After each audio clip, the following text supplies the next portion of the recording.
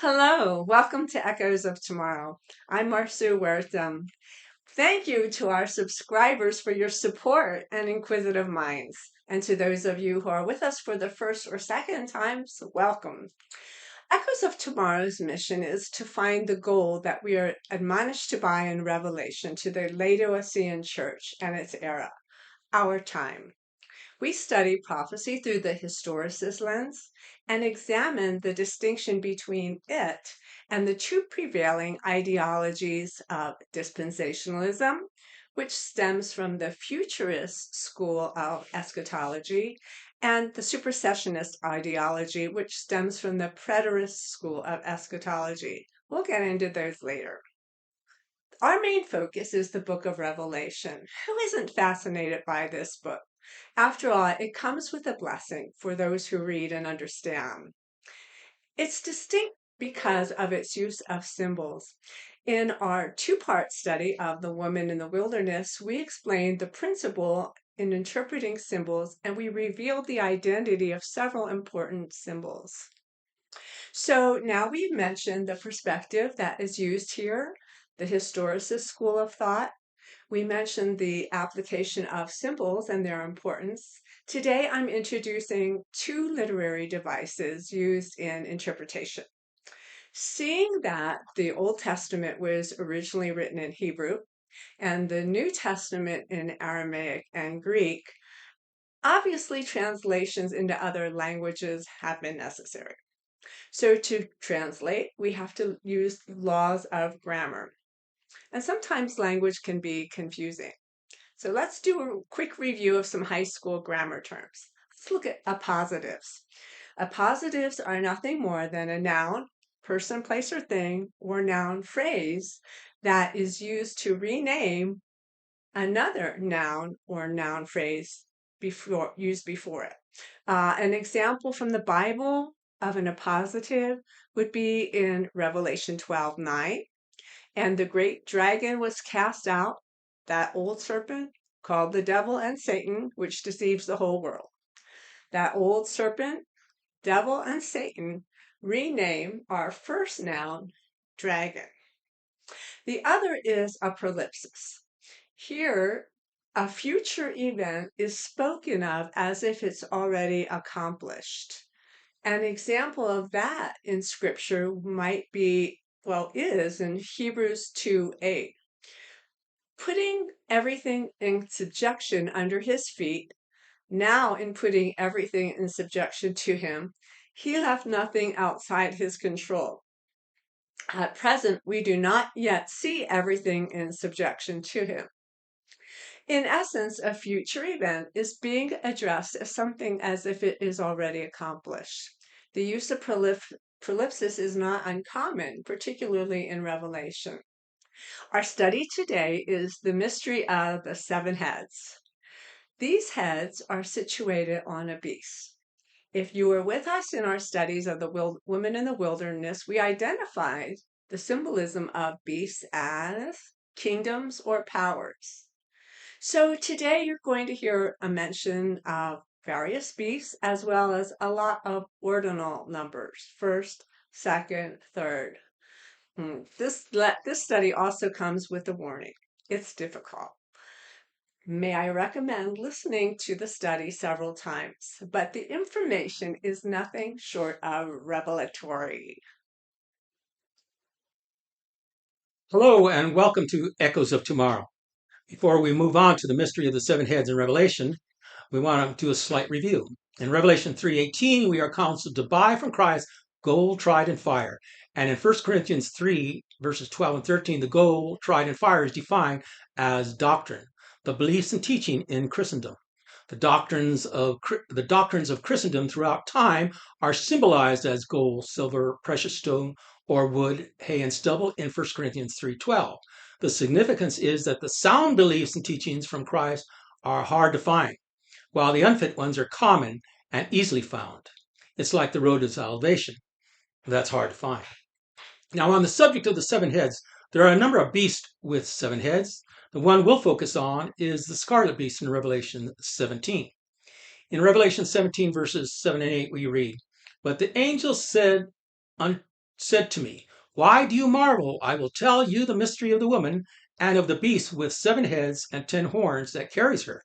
The beast that you saw was and is not and is about to rise from the bottomless pit and go to destruction. And the dwellers on earth whose names have not been written in the book of life from the foundation of the world will marvel to see the beast, because it was and is not and is to come." The reason we use the ESV will become apparent presently. We highlight this beast because it's uniquely stated that it was and is not and is to come.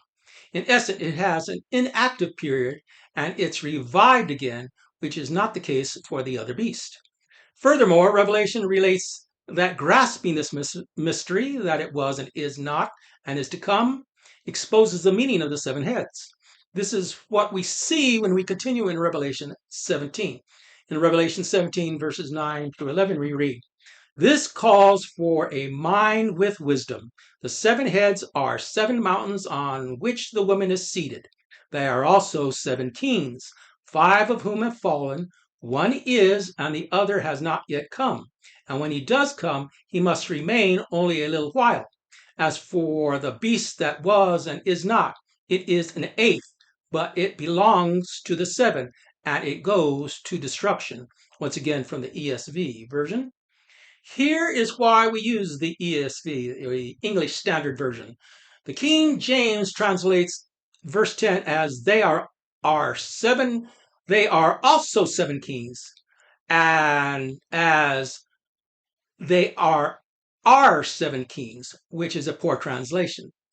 The King James Version confuses the evidence that the 7 heads are renamed mountains and then kings, making them a series of appositives. As Marsu revealed, we see John's use of appositives in Revelation 12, verse 9. Daniel and John both use the literary devices of appositives to hide the prophecies from the powers that be, so as to not arouse them to destroy the scriptures. If John had revealed the dragon was the Roman Empire, they would have tried to destroy the book. Now let's return to the passage in Revelation. "Now each of the fallen kings in Revelation 7:10 was and is not, from John's point of view, which is the time of the 6th king, or the head that reigns, insomuch as kings reign or have a time in which they hold power over a dominion."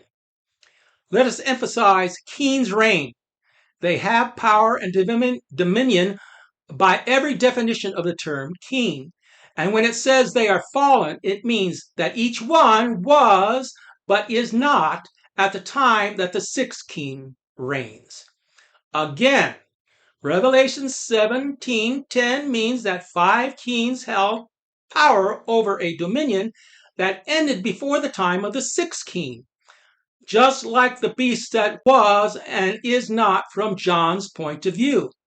This evidence proves the beast that rises out of the bottomless pit is one of the 5 kings who have fallen from John's point of view. In essence, the beast that rises from the bottomless pit cannot be the 6th or the 7th king, but must be one of the 5 kings or heads that reigned before the time of the 6th king, because it was and is not, while the 6th king is. The evidence that the revived head is one of the 5 that had fallen seems to evade most expositors, which consigns their doctrine on the 7 heads as common wood, hay, or stubble, stated in 1 Corinthians 3:12. They seem incapable of understanding tenses in grammar. Past, present, future, was, is not, and is to come is insolvable puzzles for the preponderance of the expositors. We see this problem especially with the supersessionists and dispensationalists, in that they misrepresent that the revived head is the 6th one. Supersessionist J. Rogers and Daniel Moraes hold the revived head is the 6th one, which they interpret as the Emperor Nero. From J. Rogers' publications, we read, "Second, John sees the 8th is the 7th. Revelation 17:11. This is an idiom that we might have difficulty with today. Apparently, he means that the eighth was revived to him later, but he is of the seven. Apparently, he means the eighth was revealed to him later, but he is of the seven. In other words, the eighth king is one of the seven. He is the king who is at the time John is writing Revelation. In other words, the eighth that John sees is actually the same emperor as the sixth. If this seems to be a stretch to say the eighth is of the seven, actually the sixth, compare this with Daniel 7 and 8. Once again, J. Rogers from his publication, theforerunner.com. Now, as for Marius, we quote, as explained in the commentary on Revelation 13, the head of the beast with the fatal wound in Revelation 13:3 is generally understood to be Nero, who killed himself by stabbing himself in the neck. The healing of the fatal wound is generally understood to refer to the rise of the Flavian dynasty at the accession of Vespasian. Vespasian must be the seventh and Titus the eighth head of the beast. Once again, from Daniel Marius and his publication of Revelation Revolution. Dispensationalist John Wilbert also treats the sixth head as the revived head. Quoting from John Wilbert, we read, quote, the final form of the world government symbolized by the eighth beast itself is the world empire of the Great Tribulation time. The revived Roman Empire, which will be in sway immediately after the rapture of the church, is apparently indicated by the seventh head, while the beast described in verse 11 as the eighth is the world empire, which is destroyed by Jesus Christ at his second coming. Once again, from Wolvert's publication, The Revelation of Jesus Christ. When Wolvert wrote the revived Roman Empire becomes the seventh world empire, it's because the dispensationalists, as well as historicists, hold the seven heads or kings as world empires in agreement with Daniel, as opposed to the supersessionists who interpret them simply as Roman emperors. The interpretation that the seven kings are Roman emperors is founded on errors and misrepresentations, which is going to be a subject of future videos. The kingdom of Babylon, Persia, Greece, and Rome in Daniel are renamed as heads, mountains, and kings by John, according to Historicists and Dispensationalists, which is the superior interpretation that complements Daniel's work. And here's the issue with the supersessionists and the dispensationalists.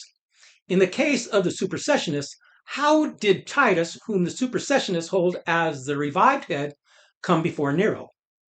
Their doctrines are absent any answer to this because of their error that the sixth king is the one that is revived. If the sixth king or head is interpreted as Nero, then the supersessionists have to explain the absurdity of how the Roman Emperor Titus came before Nero. And when the dispensationalists interpret the sixth head as the ancient Roman Empire, they have to explain the absurdity of how a future revived Roman Empire was before the ancient Roman Empire. Revelation 17, 9 through 11 affirms that the revived beast was before the sixth head or king. And if one interprets the sixth king as the Roman Empire, they must explain how the beast that rises out of the bottomless pit reigned before the Roman Empire, which leads to all sorts of absurdities in preterism and dispensational futurism. The only way to avoid such absurdities is to realize that John is taken to the future to see the judgment of the harlot Babylon, and the passage is a prolepsis, a future act or development that is represented as if already accomplished or existing. As Marceau stated, such literary advices are not uncommon in Scripture, and this is upheld in the evidence that one of the angels with the seven vials or plagues shows John the judgment of the harlot. In Revelation 17, 1 through 2, we read, Then one of the 7 angels who had the 7 bowls came and said to me, "Come, I will show you the judgment of the great prostitute who is seated on many waters, with whom the kings of the earth have committed sexual immorality, and with the wine of whose sexual immorality the dwellers on earth have become drunk." From the Historicist and Dispensationalist rules of interpretation, the judgment concerning the final plagues are at the end of this age, not at the beginning as the preterists hold. Here is where our evidence presented in our video, the Philadelphia Church supports that Revelation 17 is a prolepsis, a future perspective. Daniel 12 supports that the trial or judgment related to Revelation 17 is at the time of the end, in which knowledge is increased and men travel to and fro, which we see in modern times beyond anything in the past. Are we to suppose that God did not see that the greatest increase of knowledge and that the transversing of the globe occurs in our modern times? If so, then the judgment of the harlot was set for our day, not John's time, and we will affirm this as we continue to produce future videos.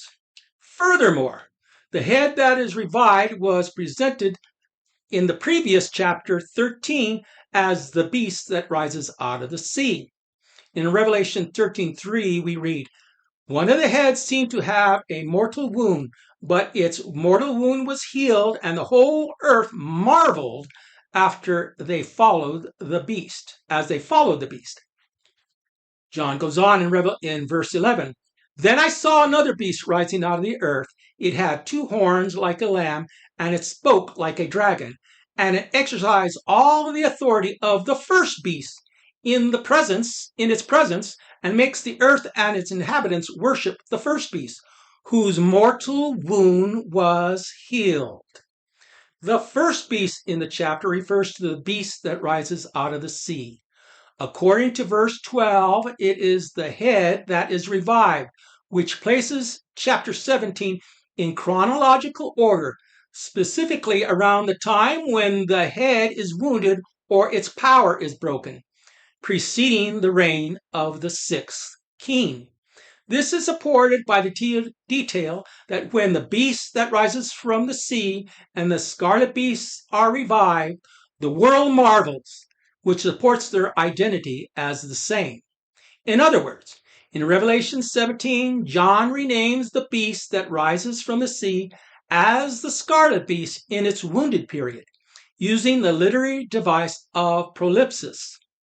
And again, Revelation 17:8. "The beast you saw and is not, and is about to rise from the bottomless pit and go into destruction, and the dwellers of the earth whose names have not been written in the book of life from the foundation of the world will marvel to see the beast, because it was and is not and is to come." Revelation 17:9 through 11 demands wisdom to understand. It reveals that the series of the beast in Revelation start with Daniel's 4th beast. Daniel's 4th beast is renamed the dragon in Revelation 12 through the literary device of appositus.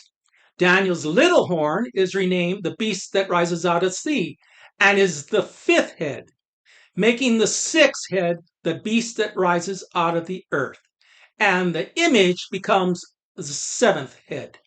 Between Daniel and Revelation, we can account for all 7 heads. A big part of the mystery of the 7 heads is revealed in grasping that Daniel and Revelation complement each other in revealing the time of the end. The understanding that John uses the literary devices of appositus and prolepsis, especially in Revelation 17, is as rare and hard to find as gold, silver, and precious stones. The eschatological doctrines of preterism and dispensationalism are common as wood, hay, and stubble because they fail to grasp the devices in the chapter. It takes wisdom to learn that the 5th head is in our past and that we live in the time of the 6th head in Revelation 17:10. The expose that Revelation 17 utilizes these literary devices was developed some 60 years ago or more by historicists like George Macready Price. Citing from Price's book, Time of the End, concerning the harlot riding the beast, we read, "But as before stated, the appointed time from which the beast and its rider are seen by the apostle is our own day, the time of the end, not the time of the Roman emperors." Once again, from George Macready Price publication, Time of the End. George Macready Price was a Canadian creationist. He produced a number of anti-evolution and creationist works, principally on the subject of flood geology. Price's defense of creation science first achieved wide notability in 1925 when his theories and arguments were utilized powerfully by William Jennings Bryan in the famous Scopes trial. Clarence Darrow appealed fallaciously to authority. Price went on to study eschatology from a historicist perspective that led him to publish Time of the End, which has contributed to the wisdom in opening the book of Revelation. One must do a tremendous amount of research to find such doctrine today, which makes it as rare as gold, silver, and precious stones. It is the gold tried in fire. With such knowledge, we are able to discern the doctrines of gold and silver and precious stones from those that are merely wood, hay, and stubble. To identify the little horn or fifth head, one must look at the criteria in Daniel and Revelation to find the power that rose at the end of the Roman Empire. Revelation 13:2 states that the dragon, the Roman Empire, gave its power and its throne and seat and great authority to the beast from the sea. One has to grasp the history of the Roman Empire to decipher that power, what power arose to wield the control from the defunct Roman Empire and upon the very seat of Rome that held its dominion. Revelation 13 also maintains that the beast from the sea also has a likeness to the Greek, Persian, and Babylonian empires by the description of the beast. In Revelation 3, verse 2, we read, "And the beast that thou saw was like a leopard, its feet were like a bear's, and its mouth was like a lion's mouth. And to it the dragon gave his power, his throne, and great authority." The leopard, bear, and lion are beasts in Daniel 7. And what they all have in common is they held established religions. They held no separation between religion and state. The mystery of the seven heads begins with grasping the evidence that the final manifestations of Satan's power is the revival of the fifth head or king, which is in our past, while the sixth king reigns today. And identifying the fifth, sixth, and seven heads is the subject of future videos on Echoes of Tomorrow. Congratulations to those who have made it this far. I'll have a very brief outline for review of highlighted information. Daniel 7's beasts are enumerated in Revelation 17. Our prayers are with all who are seeking the truth and the testimony of Yeshua. We have 2 books available through Amazon: Thy Kingdom Come, Reevaluating the Historicist Interpretation of the Revelation, and The Four Horsemen and the Merchants of Revelation, both with our names, Jerry and Marcia Huerta. If you have learned something from the study, please like and share. We are inviting comments. Please speak in the grace of Christ. We also invite you to subscribe. Thank you.